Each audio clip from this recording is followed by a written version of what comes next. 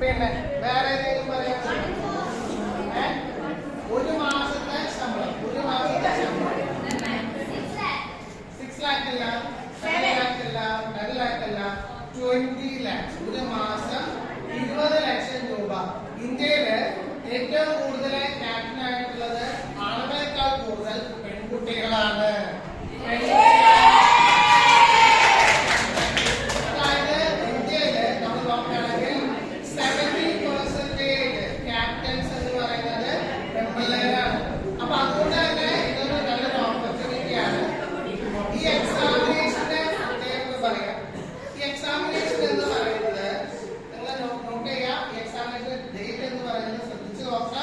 അത് ജൂൺ മാസം 8-ാം തീയതിയാണ് എക്സാം. എല്ലാ വർഷവും ജൂൺ മാസം 8-ാം തീയതിയാണ് വരാം. മാർച്ച് മാസം നോട്ടിഫിക്കേഷൻ വരും. അപ്പൊ തീർച്ചയായിട്ടും ആ മാർച്ച് മാസത്തിൽ നിന്നുള്ള നോട്ടിഫിക്കേഷനില് നല്ല രീതിയിൽ നിങ്ങളെ എക്സാം പ്രിപ്പയർ ചെയ്യാന്ന് വെച്ച് കഴിഞ്ഞാൽ നിങ്ങൾക്ക് IMU എന്ന് പറയുന്ന എൻട്രൻസ് എക്സാം. അതേപോലെ തന്നെ വേറൊരു എൻട്രൻസ് എക്സാം ആണ് CUET, സെൻട്രൽ യൂണിവേഴ്സിറ്റിയിലേക്കുള്ള എൻട്രൻസ് ടെസ്റ്റ് ആണ് CUET.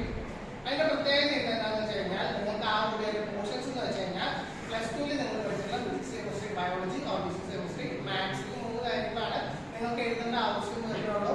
കേരളത്തിൽ ഒരു സെൻട്രൽ യൂണിവേഴ്സിറ്റി ഉണ്ട്. എവിടെയെന്ന് പറയുന്നത് ഏത് ജില്ലയിലാണ്? എവിടെയാണ്? ഏത് ജില്ലയിലാണ് സെൻട്രൽ യൂണിവേഴ്സിറ്റി? കോഴിക്കോട്, പാലക്കാട്, കണ്ണൂർ, കോട്ടയം, കുന്നംകുളം, തിരുവനന്തപുരം,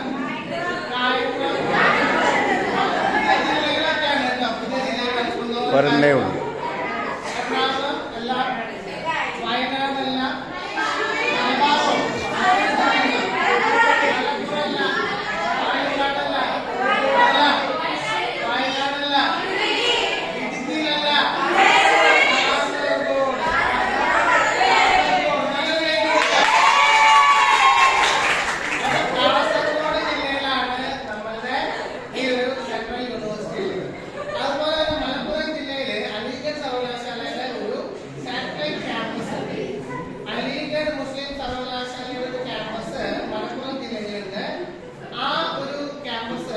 ചെറുകര എന്ന് പറയുന്ന സ്ഥലത്താണ്.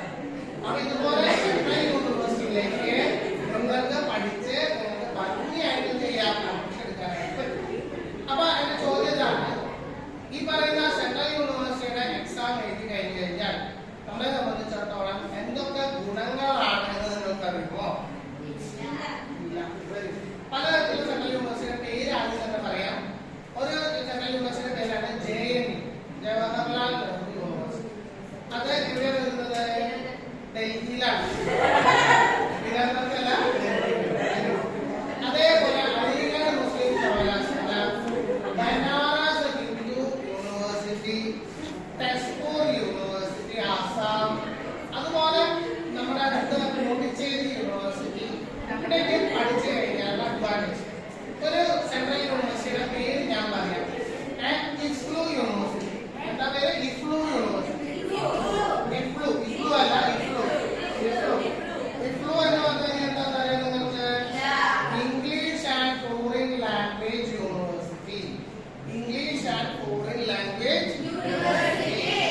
ആ യൂണിവേഴ്സിറ്റിയില് 75% ഇന്ത്യയിലെ ഹൈദരാബാദ് എന്ന സ്ഥലത്താണ് യൂണിവേഴ്സിറ്റി സ്ഥിതി ചെയ്യുന്നതെങ്കിലും 75% ആൾക്കാര് വിദേശത്ത് നിന്നുള്ള ആൾക്കാരാണ്. ഇന്ത്യൻ വംശജരായിട്ടുള്ള ആൾക്കാരാണ് വളരെ കുറവുള്ളൂ. 10% താഴെയുള്ള ആൾക്കാർ മാത്രമാണ് ഇന്ത്യക്കാരായിട്ടുള്ള ആൾക്കാരുള്ളൂ. അത്രയും എന്താണ് സ്ട്രിക്റ്റ് കണ്ടീഷൻസ് ആണ്. ഏറ്റവും കൂടുതൽ അവിടെ പഠിക്കാൻ ചെന്നത് ജർമ്മനിക്കാരാണ്. അത്രയും സ്റ്റാൻഡേർഡ് ആയിട്ടുള്ള യൂണിവേഴ്സിറ്റിയാണ്. ഈ യൂണിവേഴ്സിറ്റി എന്ന് പറയുന്നത് ഏകദേശം 1500 ഏക്കറാണുള്ളത്. ചെവി കടിച്ച് അപ്പൊ എന്താ സംഭവം? 1500 ഏക്കറുള്ള ഈ യൂണിവേഴ്സിറ്റി അവിടെ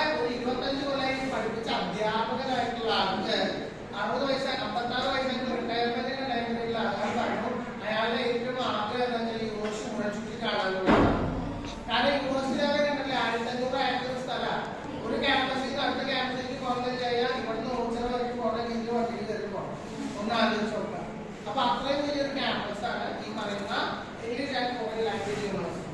ഇവിടെ പഠിച്ചു കഴിഞ്ഞാൽ 3 പ്രയോജനങ്ങളാണുള്ളത്. നമ്പർ 1, ഇവിടെ നമുക്ക് ഒരു വർഷത്തേക്കുള്ള ഫീസ് 6000 രൂപയാണെങ്കിലും നമ്മളെ സംബന്ധിച്ചിടത്തോളം സ്കോളർഷിപ്പ് അവിടെ പഠിക്കുന്ന എല്ലാ കുട്ടികൾക്കും എന്തെങ്കിലും ഒരു സ്കോളർഷിപ്പ് ചെല്ലാനായിട്ട് പറ്റും. കാരണം ഒരു സ്കോളർഷിപ്പ് ഒരാൾക്ക് എഴുതി കഴിഞ്ഞ് കഴിഞ്ഞാൽ പിന്നെ അയാൾക്ക് പിന്നത്തെ ഒരു സ്കോളർഷിപ്പ് അറ്റൻഡ് ചെയ്യാൻ പറ്റില്ല. ഏകദേശം ഗവൺമെന്റ് സെൻട്രൽ ഗവൺമെന്റിന്റെ ആയ കാരണം കൊണ്ട് തന്നെ ഒരു 50-60 ഈ പറയുന്ന സ്കോളർഷിപ്പുകൾ വരും. അപ്പൊ ഒരാൾക്ക് ഏകദേശം മാസം സ്റ്റൈഫൻഡ് ആയിട്ട് തന്നെ 25,000-30,000 രൂപ എന്നൊക്കെ പറഞ്ഞിട്ടുള്ള ഒരു സ്കോളർഷിപ്പ് കിട്ടും. രണ്ടാമത്തെ അഡ്വാൻറ്റേജ് എന്ന് കഴിഞ്ഞിട്ടുണ്ടെങ്കിൽ ഈ ക്യാമ്പസുകളെല്ലാം തന്നെ വിദേശത്തുള്ള പല സർവകലാശാലകളായിട്ട് ടൈപ്പ് ഉണ്ട്. അപ്പൊ അതിന്റെ സ്റ്റുഡന്റ് അവിടെ ജോയിൻ ചെയ്തിട്ടുള്ള കൂടി ആ കുട്ടി സെക്കൻഡ് ഇയർ പഠിച്ചത് UK-ലാണ്. അതുപോലെ ചിലർ പഠിക്കുന്നത് സിംഗപ്പൂർ, മൈസൂർ, അങ്ങനെ പല സ്ഥലങ്ങളും. മൈസൂരിൽ യൂണിവേഴ്സിറ്റി അറിയില്ലേ? അപ്പൊ അങ്ങനെയുള്ള സ്ഥലങ്ങളിലേക്ക് അവർക്ക് മൂവ് ചെയ്യാനായിട്ട് പറ്റും. മലേഷ്യ പോയിട്ടുള്ള ആൾക്കാരുണ്ട്, സിംഗപ്പൂർ പോയിട്ടുള്ള ആൾക്കാരുണ്ട്, അങ്ങനെ പല ആൾക്കാരും പല രാജ്യങ്ങളിലേക്ക് പോയിട്ടുണ്ട്. അതാണ് രണ്ടാമത്തെ അഡ്വാൻറ്റേജ് എന്ന് പറയുന്നത്. ഇനി മൂന്നാമത്തെ അഡ്വാൻറ്റേജ് എന്ന് വെച്ച് കഴിഞ്ഞിട്ടുണ്ടെങ്കിൽ നിങ്ങളെ സംബന്ധിച്ചിടത്തോളം പഠിച്ചു കഴിഞ്ഞു കഴിഞ്ഞാൽ നിങ്ങൾ പലതരത്തിലുള്ള നവരത്ന കമ്പനികളിൽ ജോയിൻ ചെയ്യാൻ പറ്റും. ഇവിടെ റെക്കോർഡ് ചെയ്യുന്ന ആൾ നവരത്ന കമ്പനി എന്താണെന്ന് പറയാൻ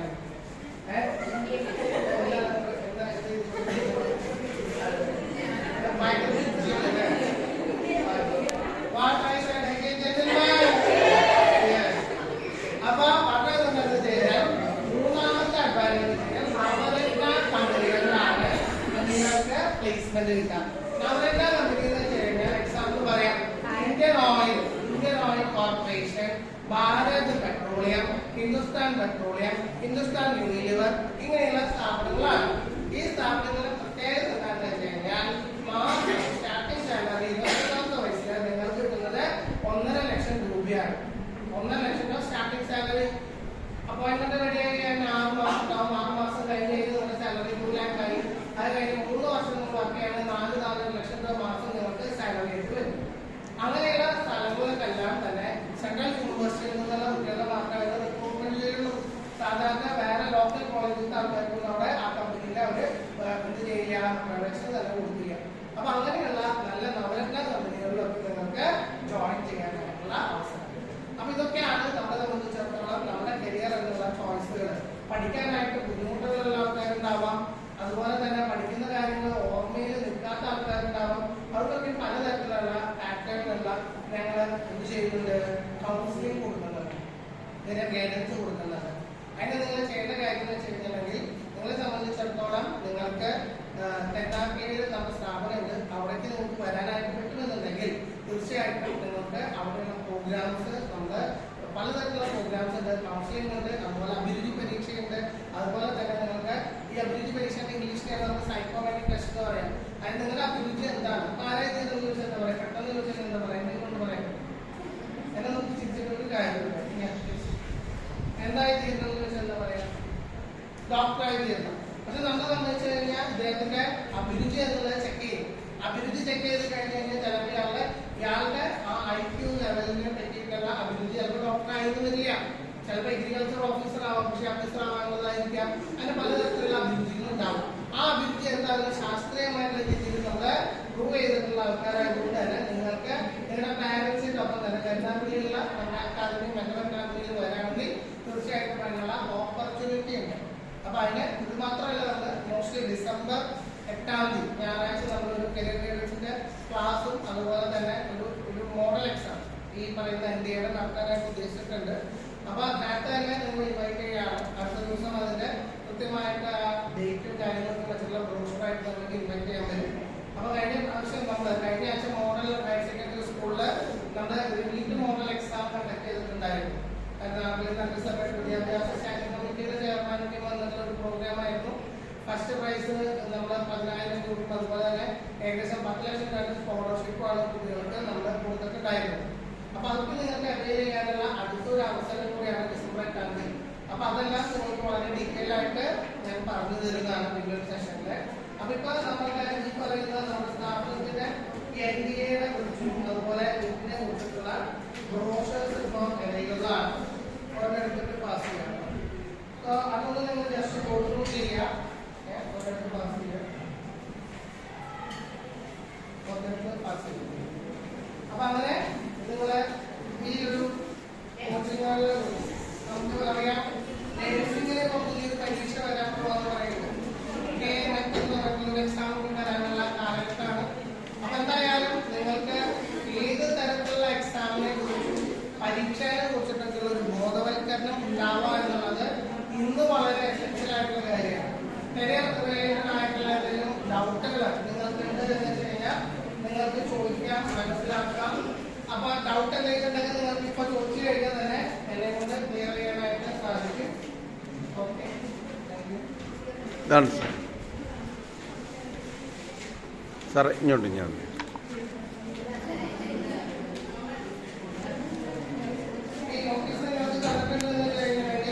പലർക്കും ഒരു പ്രവണതയുണ്ട്. ഒന്നാമത്തെ പ്രവണത എന്ന് ചെയ്യുന്നത് ചുരുട്ടി കൂട്ടാനുള്ള പ്രവണത. രണ്ടാമത്തെ പ്രവണത എന്ന് ചെയ്യുന്നതുകൊണ്ട് പലതരത്തിലുള്ള നമ്മുടെ എഞ്ചിനീയറിംഗ് സ്കിൽസ് ഡെവലപ്പ് ചെയ്തിട്ട് നമ്മള് എന്നിട്ട് എയറോനോട്ടിക്കൽ സ്കിൽസ് ഡെവലപ്പ് ചെയ്തിട്ട് റോക്കറ്റ് ഉണ്ടാക്കിവിടുക എന്നുള്ള പലതരത്തിലുള്ള ചിന്താഗതിക്കാവും. ബിസിനസ് പരമായിട്ട് നമുക്ക് വേറെ രീതിയിലേക്ക് മുന്നോട്ട് പോവുകയാണെങ്കിൽ കംപ്ലീറ്റ് പുതിയതായിട്ട് യൂസ് ചെയ്യാൻ പറ്റും. അതിന് പലതരത്തിലുള്ള ഉപയോഗങ്ങളുണ്ട്. പക്ഷെ അതെന്താ നമ്മൾ ചെയ്യുന്നത്, ഇത് ഫൈൽ ചെയ്ത് വെക്കാം. നിങ്ങളെ പോലെ 1998 എന്ന് പറയുന്ന കാലഘട്ടത്തിൽ പ്ലസ് ടു പഠിക്കുന്ന സമയത്ത് ഞാനിങ്ങനെ ഒരു നോട്ടീസ് കിട്ടുകയാണെങ്കിൽ ഞാൻ ചെയ്യുന്ന ഒരു ഗുഡ് പ്രാക്ടീസ്. ആ ഗുഡ് പ്രാക്ടീസ് കഴിഞ്ഞാൽ നമ്പർ 1 ഇത് ആദ്യം തന്നെ ഫൈൽ ചെയ്ത് വെക്കാം. നമ്പർ 2 എന്ന് പറയുന്നത് എന്റെ പാരന്റ്സിന് ഞാൻ കാണിച്ചു കൊടുക്കാം. എന്റെ പാരന്റ്സിന് ഞാൻ കാണിച്ചു കൊടുത്തു കഴിഞ്ഞാൽ എന്റെ പാരന്റ്സ് തീർച്ചയായിട്ടും ഈ കാണുന്ന നമ്പറുകളുണ്ട്, 3 നമ്പറുകളാണ് അല്ലേ, ഈ നമ്പറുകളിൽ വിളിച്ചു ചോദിക്കാം ഇതിന്റെ ഡീറ്റെയിൽസ് എന്താണ് എന്നുള്ളത്. നമുക്ക് ഒരു ചെലവ് ചെയ്യാത്ത കാര്യമാണ്. ജസ്റ്റ് ഫോൺ ചെയ്യാൻ സാറ് ഞാൻ ഈ സ്കൂളിൽ പഠിക്കുന്നതാണ്, ഇതിന്റെ ഡീറ്റെയിൽസ് ഒന്നും അറിയണം എന്നുള്ള ചേരാൻ വേണ്ടിയിട്ടൊന്നല്ല, ഡീറ്റെയിൽസ് ഒന്നും അറിയാൻ വേണ്ടിയിട്ടാണ് എന്ന് ചോദിച്ചു കഴിഞ്ഞാൽ അവരുടെ ഡീറ്റെയിൽസ് പറഞ്ഞു ഇല്ലേ. അപ്പൊ തീർച്ചയായിട്ടും നിങ്ങൾ വീട്ടിലൊരു പാരന്റ്സിന് കാണിച്ചു കൊടുക്കുക. അതുപോലെ തന്നെ ഡീറ്റെയിൽസ് എന്തൊക്കെയാണ് എന്നുള്ളത് ചോദിച്ച് വ്യക്തമായിട്ട് മനസ്സിലാക്കാനായിട്ട് നോക്കാം. നിങ്ങളുടെ ലൈഫിൽ ഇതുപോലെയുള്ള കൂടുതൽ ഓപ്പർച്യൂണിറ്റീസ് കിട്ടുക എന്ന് പറയുന്നത് വളരെ പ്രയാസമുള്ള കാര്യമാണ്. കുറെ കാര്യങ്ങൾ മനസ്സിലാക്കാനും അനലൈസ് ചെയ്യാനായിട്ട് പറ്റും. നിങ്ങൾക്കൊരു കൗൺസിലിംഗ് ആർക്കാ വേണ്ടത് എന്നുള്ളത് ചോദിച്ചു കഴിഞ്ഞാൽ ആരും പറയും പഠിക്കാൻ ബുദ്ധിമുട്ടുള്ള കുട്ടികൾ അല്ലെങ്കിൽ എന്തെങ്കിലും പ്രശ്നങ്ങളുള്ള കുട്ടികൾ. ഒരിക്കലുമല്ല, പഠിക്കുന്ന കുട്ടികൾക്കാണ് കൗൺസിലിംഗ് ആവശ്യമായിട്ടുള്ളത്.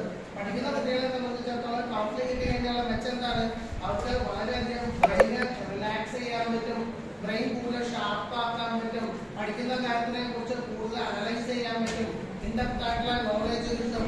അങ്ങനെ ആകുമ്പോൾ കൗൺസിലിംഗ് സെഷൻസ് നിങ്ങൾ അറ്റൻഡ് ചെയ്ത് കഴിഞ്ഞ് കഴിഞ്ഞാൽ കുറെ കാര്യങ്ങൾ നിങ്ങൾക്ക് മൈൻഡ് ക്ലിയർ ആയി റിലാക്സ് ആയി ടെൻഷൻ ഫ്രീ ആയിട്ട് എക്സാമിന് അറ്റൻഡ് ചെയ്യാനായിട്ട് പറ്റും. ഞാൻ ഒരു 18 വർഷമായിട്ട് കൗൺസിലിംഗ് ചെയ്യുന്നതാണ്. ഇഷ്ടം പോലെ മക്കള് ഇതേപോലെ പഠിക്കാനുള്ള പ്രയാസം, ബുദ്ധിമുട്ട്, പഠിക്കാൻ പറഞ്ഞാൽ ഇരിക്കാൻ പറ്റുന്നില്ല, പഠിക്കുന്ന സമയത്ത് ഉറക്കം വരാം, പഠിക്കുന്ന സമയത്ത് വേറെ പല വിചാരങ്ങൾ വരാം, അതുപോലെ പഠിക്കാൻ ചില സബ്ജക്ട് ചെയ്യാൻ പറ്റുന്നില്ല, maths, differentiation, integration very very difficult topic, അതുപോലെ ഫിസിക്സ് കണക്കുകൾ ഒരു 3 ചെയ്യാൻ പറ്റാണ്ടിരിക്കുന്ന അവസ്ഥ. അപ്പൊ ഇതിലൊക്കെ ശരിക്കും പറഞ്ഞു കഴിഞ്ഞാൽ ഒരു സയന്റിഫിക് ആയിട്ടുള്ള മെക്കാനിസം മെത്തേഡ് ഉണ്ട്. ആ മെത്തേഡ് മനസ്സിലാക്കി കഴിഞ്ഞ് കഴിഞ്ഞാൽ നിങ്ങളുടെ ജീവിതത്തില് ടഫ് ആയിട്ടുള്ള സബ്ജക്റ്റുകൾ ഒരു എക്സാമ്പിൾ പറയാന്ന് കഴിഞ്ഞാൽ സ്റ്റുഡന്റ് ഉണ്ട് 10ാം ക്ലാസ്സിൽ പഠിക്കുന്ന സമയത്ത് ആ കുട്ടിക്ക് മാത്സിൽ 0 മാർക്കായിരുന്നു, കോഴിമുട്ട താറാമുട്ട പോലെ. പക്ഷെ ആ കുട്ടിയെ സംബന്ധിച്ചിടത്തോളം ആ കുട്ടിക്ക് ആ ബിസിനസ് എക്സാം ആവുന്ന ടൈമില് 100 മാർക്ക് കിട്ടിയിട്ടുള്ള ഒരു കാര്യമുണ്ട്. കുട്ടിയുടെ പാരന്റ് പറഞ്ഞു ഈ കുട്ടി ആദ്യം ഈ മണ്ടനാണോ ഈ മാർക്ക് കിട്ടിയെന്ന് ചോദിച്ചു എന്നുണ്ട്. പക്ഷെ മാജിക് അല്ല, അതിനെ കൺസിസ്റ്റന്റ് ആയിട്ട് പഠിക്കാനുള്ള ഒരു ടെക്നിക് ഉണ്ട്. പഠിക്കാനുള്ള ടെക്നിക് എന്താണെന്ന് മനസ്സിലാക്കി കഴിഞ്ഞാൽ നിങ്ങൾക്ക് സബ്ജക്റ്റുകൾ ടഫായിട്ടുള്ള സബ്ജക്ട് കണക്ക് ടഫായിരിക്കാം, ഫിസിക്സ് ടഫായിരിക്കാം, ചില കാര്യങ്ങൾ ഓർത്ത് വെക്കാൻ ടഫായിരിക്കാം. ഏറ്റവും കൂടുതൽ പ്ലസ് പഠിക്കുന്ന കുട്ടികൾക്ക് ടഫായിട്ടുള്ള സബ്ജക്ട് പറയുന്നത് ഫിസിക്സ് സബ്ജക്റ്റ് ആണ്. ഫിസിക്സിലെ മാർക്ക് കയറാൻ ഭയങ്കര പ്രയാസമാണ്. കാരണം എന്താ, ഫിസിക്സ് പഠിക്കുന്ന രീതി എന്താണെന്ന് നിങ്ങൾക്ക് അറിയില്ല. ബയോളജി പഠിക്കുന്ന രീതിയിലാണ് പലരും ഫിസിക്സ് പഠിക്കുന്നത്. ബയോളജിയില് നമ്മള് മാംഗോ സാധനങ്ങളെല്ലാം മാംഗോ എന്ന് പറഞ്ഞ് കാണാപ്പാടം പഠിക്കുന്ന പോലെയല്ല. Physics is a conceptual subject. Conceptual learning is required. You should have some notes, you should have formula book. There should be a systematic study. എന്നാൽ മാത്രമാണ് നമുക്ക് സബ്ജക്ട് എന്ന് പറയുന്നത് നമ്മുടെ കയ്യിൽ വെള്ളയിൽ ഒതുക്കാനായിട്ട് പറ്റുക. If that is done by you, really you can get success. ജീവിതത്തിലെ ഇനി നിങ്ങൾക്ക് റിമൈനിങ് ആയിട്ടുള്ളത് 2 മാസം. ആ 2 മാസം 60-70 ദിവസം കഴിഞ്ഞാൽ നിങ്ങൾ അഭിമുഖീകരിക്കാൻ പോകുന്നത് 4 ലക്ഷം മക്കൾ എഴുതുന്ന ഒരു പ്ലസ് ടു ബോർഡ് പരീക്ഷയാണ്. ആ പ്ലസ് ടു ബോർഡ് പരീക്ഷയുടെ മാർക്കനുസൃതമാണ് നിങ്ങളുടെ ജീവിതത്തിൽ നിങ്ങൾ ആഗ്രഹിക്കുന്ന പോലെ. പലരും പറഞ്ഞു ഡോക്ടർ ആവണം എന്ന് പറഞ്ഞു അല്ലെ. നീറ്റ് എന്നുള്ള എക്സാം ഉണ്ട്. നീറ്റ് എക്സാമിനേഷൻ പരീക്ഷ എഴുതി കഴിഞ്ഞാൽ 25 ലക്ഷം മക്കളാണ് പരീക്ഷ എഴുതിയത്. എത്ര സീറ്റ് ഉണ്ടെന്ന് അറിയോ? ഓൾ ഇന്ത്യ ലെവലില് നീറ്റ് പരീക്ഷയ്ക്ക് ഗവൺമെന്റ് സീറ്റ് എന്ന് പറയുന്നത് 1 ലക്ഷം സീറ്റ്. 1 ലക്ഷം സീറ്റ് വേണ്ടി 25 ലക്ഷം പേര് പരീക്ഷ എഴുതാണ്. 100 പേര് എഴുതാമെന്ന് വെച്ച് കഴിഞ്ഞാൽ 4 പേർക്ക് മാത്രമേ അങ്ങനെയാണെന്ന് വെച്ചാൽ റേഷ്യോ എടുക്കുകയാണെങ്കിൽ സീറ്റ് കിട്ടുള്ളൂ. Very difficult, not that easy. അങ്ങനെ ആകുമ്പോൾ മക്കൾ എന്താ ചെയ്യുക? അവരെന്ത് ചെയ്യുന്ന പ്ലസ് ടു ബോർഡ് എക്സാം കഴിഞ്ഞ് കഴിഞ്ഞാൽ അവര് ഈ പറയുന്ന കാര്യങ്ങളെല്ലാം പഠിക്കാൻ വേണ്ടി വീണ്ടും 1 കൊല്ലം അവര് ട്രൈ ചെയ്യും. 1 ഇയർ അവര് സോളിഡ് ആയിട്ട് പഠിക്കും. ആ 1 ഇയർ കഴിഞ്ഞ് കഴിഞ്ഞാൽ ബിലീവ് മീ നിങ്ങളുടെ കഴുത്തിലും കിടക്കും അല്ലേ? നിങ്ങളുടെ കഴുത്തിലും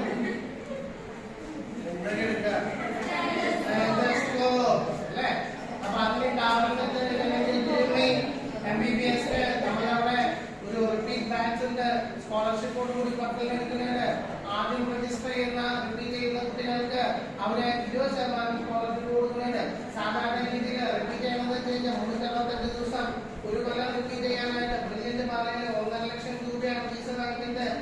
അപ്പൊ അതൊക്കെ വെച്ച് കമ്പയർ ചെയ്യുമ്പോൾ അതിന്റെ പകുതി മാത്രമേ ഫീസ് വരുന്നുള്ളൂ. എന്താണെന്ന് വെച്ചാൽ സ്കോളർഷിപ്പ് പറയുന്നത് അതിനെക്കാട്ടി കുറയും. ഹോസ്റ്റലുണ്ട്, സൗകര്യങ്ങളുണ്ട്, നിന്ന് പഠിക്കാം. ഇതൊക്കെ നിങ്ങൾക്ക് ആവശ്യമുണ്ടെന്ന് ചെയ്യുന്നുണ്ടെങ്കിൽ നേരത്തെ തന്നെ നിങ്ങളുടെ സീറ്റുകൾ നിങ്ങൾ ബുക്ക് ചെയ്യണം. നേരത്തെ ബുക്ക് ചെയ്യുകയാണെന്ന് വെച്ച് കഴിഞ്ഞാൽ നിങ്ങൾക്ക് ആനുകൂല്യങ്ങൾ കിട്ടും. അപ്പൊ നിങ്ങൾക്ക് ക്രാഷ് എന്ന് പറയുന്ന ബാച്ചിന് ക്രാഷ് എക്സാം, ക്രാഷ് 30 ദിവസം നിങ്ങൾക്ക് കിട്ടും.